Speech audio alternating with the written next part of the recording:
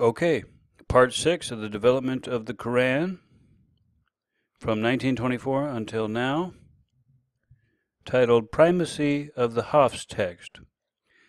One development that has limited further proliferation of the reading system and even discouraged the use of ones that are authorized was the printing of the Quran in 1924. This printed copy was completed under the patronage of King Fuad I of Egypt in 1917 to 1936. This text has become a, quote, standard version, unquote, in that it has come to be widely printed throughout the Muslim world. With minor editing improvements, it is the Arabic text found in most Qurans one finds in the West as well. This text is said to be the transmission of Hafs, of the reading of Asim, of the fifth of the 7 authorized readings. An important thing to note about this text is that it was not taken from the actual manuscripts of the Quran, but was reconstructed from the written record of oral tradition of what this reading originally consisted.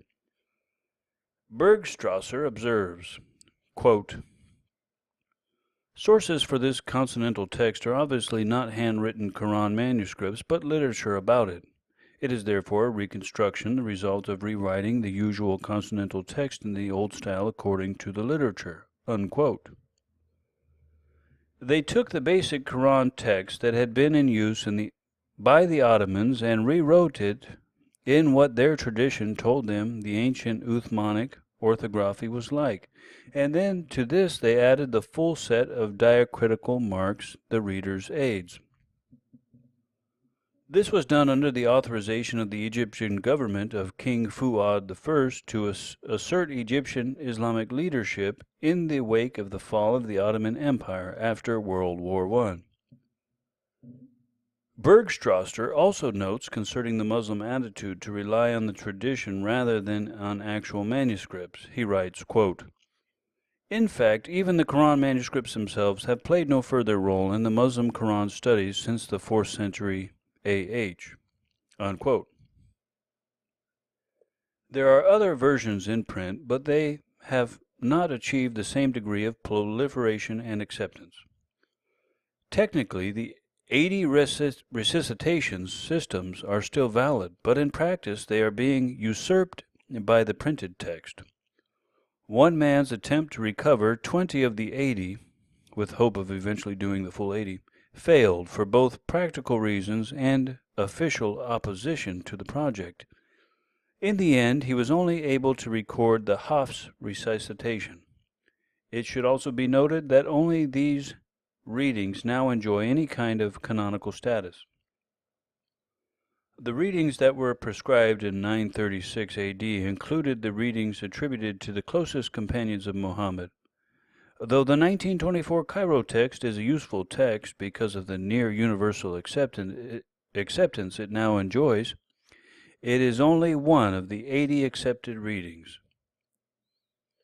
Okay, then the book gives a chart of all 3 periods, the dates, the manuscript notations, etc.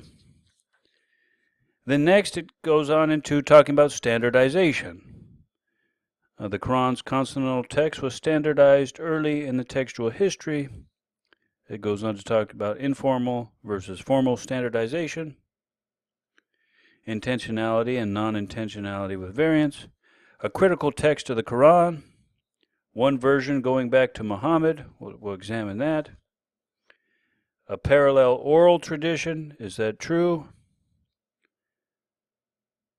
A copy seed transmission, is that true? Implications for further study. And closing final thoughts. So we'll go through that in the next videos as well, so stay tuned. Actually, I'll go ahead and read or start reading the standardization section, since we got about 6 minutes left. So I think I can read that here. Okay, standardization. In view of this survey of the Quran text history, certain issues require further commitment. The Quran manuscripts show a precise standardization of the text within the somewhat flexible conventions of orthography. used in the early period. A very high standard of concern for precise verbal accuracy is demonstrated in the manuscripts examined, even with the text possessing extensive consonantal diacritical marks and short vowel marks.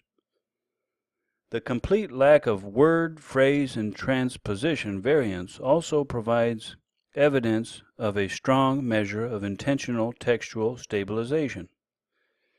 The variants that can be observed in extant manuscripts are relatively minor, revolving around a consonantal text that even at the time of the earliest manuscripts, including the palimpsest, shows a remarkable degree of fixation. One might attribute this to a precisely transmitted text, except for the historical testimony of such editing projects with Uthman and Hal-Jajaz, and the extensive testimony in the secondary literature that a much broader scope of variants were once part of the Quranic transmission history. The palimpsests demonstrate this fixation to a high but lesser degree in that material they contained is recognizably Quranic, but they do also contain variants involving different words and phrases. A level of standardization is evident in their scripturio inferiors that appears to have then been more carefully brought into line with what is found in the rest of the early manuscript tradition. A degree of textual variation similar to that of the palimpsest is also found in the non-Quranic Arabic papyri from the early period. Conversely, with non-palimpsest Quranic manuscripts from the same area and in the same script style, instead of such a list being easily amplified, one is hard to find even single examples. When the initial standardization of the consonant text of the Quran were made, certain features of Arabic script were undeveloped and unsystematic. Intentional development of the experimentation then made Arabic script a more precise and consistent vehicle for reproducing all the phonetic features of Arabic. Within 3 centuries, an initially variable use of long vowels was standardized. The consonantal form for the glottal stop hamza was invented and introduced. Also, a consistent and unified system for designing consonantal diacritical marks and then short vowels were developed, introduced, and became standard features of the manuscript tradition. In large measure, the strong standardization of the text was to be expected, but what this study brings out is the precision and scope of the stabilization of the text. The small size of the zones of variable spelling is striking, being limited to names and orthographic conventions concerning the long vowels and hamza. The contrast provided by the few palimpsests that are known is also striking, since words, phrases, and transposition variants do occur in them. In other words, the most significant variants, the ones that had the most bearing on the meaning of the text, were the ones found in the least in the manuscripts. The kinds of variant that affected only pronunciation and resuscitation of the text were found in greater numbers and apparently with a greater tolerance of variability. Some might take this as confirmation that the original text has been remarkably preserved. If so, then it is difficult to make sense of all the records of variants in the Hadith and early Islamic literature.